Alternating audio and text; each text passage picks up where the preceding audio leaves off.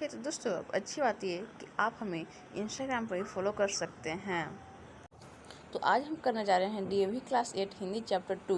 बहुत ही मज़ेदार कहानी है दोस्तों, तो वीडियो में बने रहिए। चलो वीडियो को स्टार्ट करते हैं। तो हमारा चैप्टर का नाम है असल धन और चैप्टर नंबर 2। चलिए स्टार्ट करते हैं।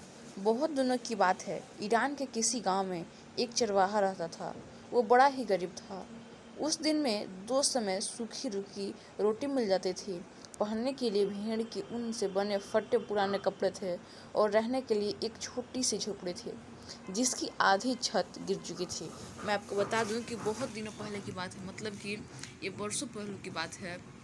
ईरान के एक गांव में चरवाहा रहता था। वो भेड़िया था। वो बहुत ही गरीब था। बस उस दिन में समय, मतलब कि उसको एक सूखी रोटी, कैसे भी रोटी मिल जाती और पहनने के लिए भेड़ के कपड़े, तो उसी में खुश रहता था। उसकी झोपड़ी की भी आधी छत गिर चुकी थी। तो मैं आपको बता दूं कि गरीब होते हुए भी गांव वाले उसका बड़ा सम्मान करते थे। इसका कारण उसके अनेक गुण थे। वो बड़ा ही बुद्धिमान था। गांव वाले अपनी कठिन और जटिल समस्याएं लेकर उसके पास आते और वह उन्हें बड़ी बुद्धिमानी से सुलझा देता था। गांव के सब झगड़ों का निपटारा वही करता था। वो इतना चालाक था कि वो अपने गांव का सभी का झगड़ा वही निपटा रहा था। वो बुद्धिमान था। धीरे धीरे उसकी बुद्धिमानी की घूम दूर दूर तक पहुंच गई। लोग आपस में यही बात करते, दारा कितना बुद्धिमान है। वह केवल एक चरवाहा है, परंतु उसकी बुद्धि राजाओं की सी है। संसार का कोई ऐसा प्रश्न नहीं जिसका उत्तर उसके पास न हो। पेज दूसरा। ऐसी कोई समस्या नहीं जिसे वह सुलझा ना सके। ईरान में ऐसी सूझबूझ रखने वाला दूसरा और कोई नहीं है। उसकी बुद्धिमानी की चर्चा ईरान के शाह के कानों तक भी जा पहुंची। उन दिनों शाह के सामने कुछ ऐसी समस्याएं थी जिन्होंने उसे परेशान कर रखा था।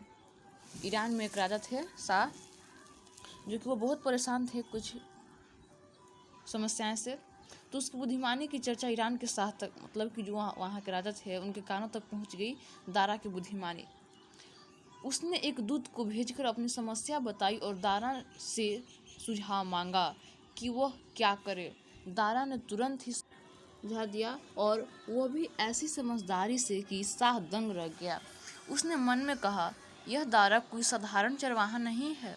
ऐसी सूझबूझ रखने वाले का उचित स्थान भेड़ों के साथ जंगल में नहीं, बल्कि महल में राज सिंहासन के पास है। उसने अपना दूत भेजकर दारा को अपने दरबार में बुलाया। जो वहाँ का राजा थे, वो अपने दूत को भेजकर दारा को अपने दरबार में बुलवाए। दारा ने झुककर उसे सलाम किया।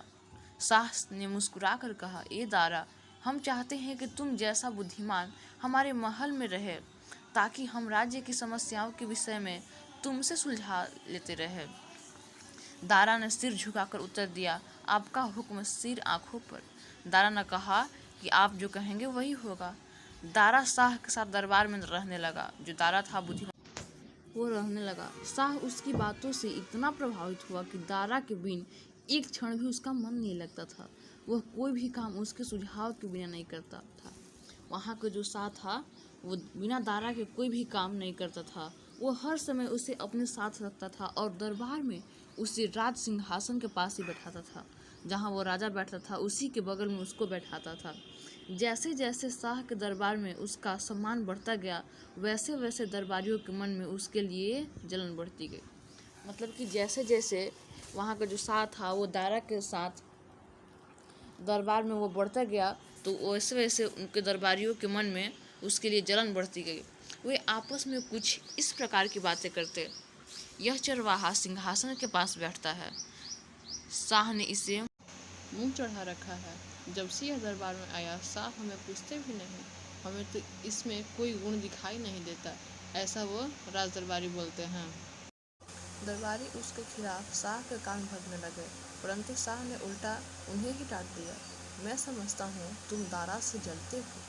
इससे अच्छा तो यह होता कि तुम अपने अंदर भी धारा जैसे गुण पैदा करते। अपने को अच्छा बनाना कठिन काम है। अच्छे लोगों में कीड़ा निकालना मतलब दोष निकालना सबसे सरल काम है। मैं तुम्हारी एक न सुनूंगा, तुम झूठे हो और दुष्ट हो। शाह के मन में दारा के लिए स्नेह और सम्मान दिल प्रतिदिन बढ़ता ही गया। शाह ने उसे बहुत सा धन दिया। एक दिन शाह ने उसे बुलाकर कहा, मेरा मन तो नहीं करता, परंतु कुछ ऐसी मजबूरी आ पड़ी है कि तुमसे दूर करना होगा। दारा के मन को धक्का लगा। उसने दुख और आश्चर्य से पूछा, मेरा दोष क्या है? शाह ने हंसकर उत्तर दिया, तुम्हारा कोई दोष नहीं है।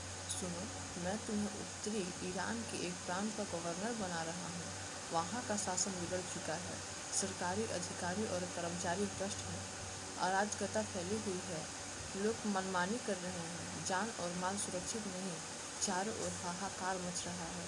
वहाँ तुम्हारे जैसे बुद्धिमान, ईमानदार और समझदार शासक की बड़ी आवश्यकता है। मुझे विश्वास है तुम्हारे जाने से प्रांत के हालात ठीक हो जाएंगे। दारा गवर्नर बनकर उत्तरी प्रांत की ओर चल दिया। उसके वहाँ पहुँचते ही प्रांत के हालात सुधरने लगे।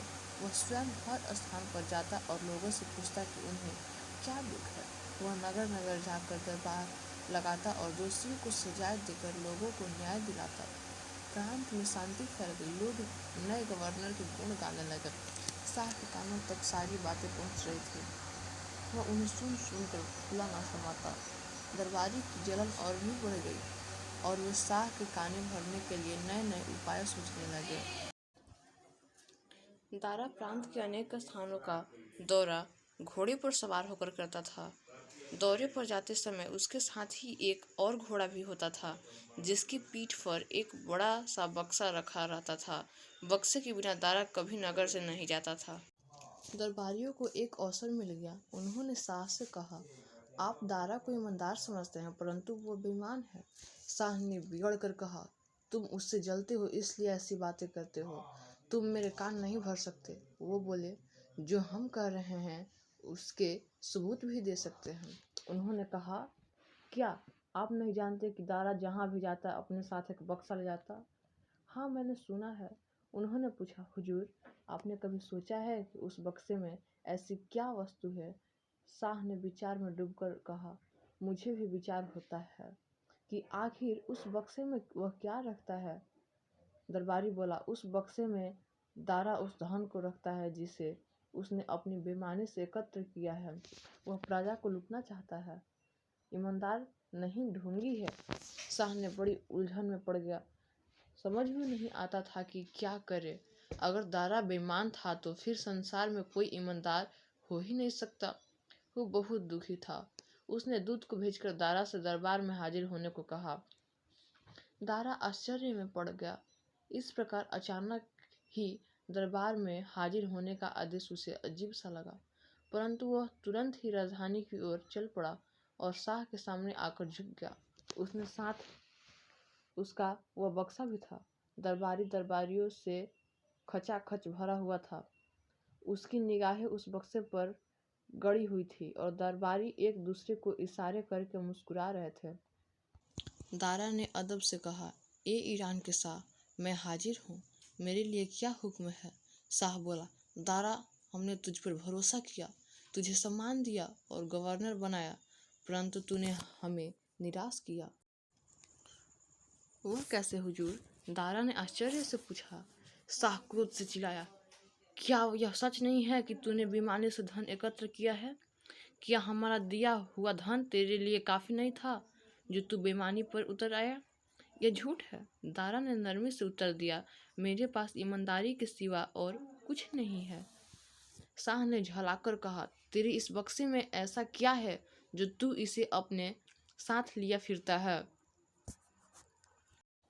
दारा ने सिर झुकाकर कहा, इस बक्से में मेरे असल धन है।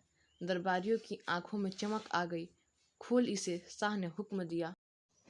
जब उसने बक्सा खोला तो सबकी आंखें आश्चर्य से फैल गई।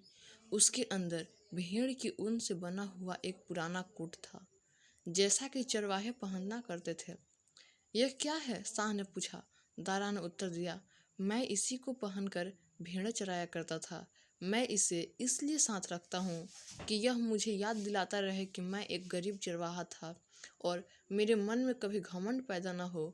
यह मेरा असल धन है। दरबार में सन्नाटा छा गया। दरबारियों के सिर शर्म से झुक हुए थे। शाह बोला, धन्य है यह देश जिसने दारा जैसा महान इंसान को जन्म दिया। तो दोस्तों इस कहानी के हमारा रचनाकार है अबरार मोहसिन और कमरान मोहसिन।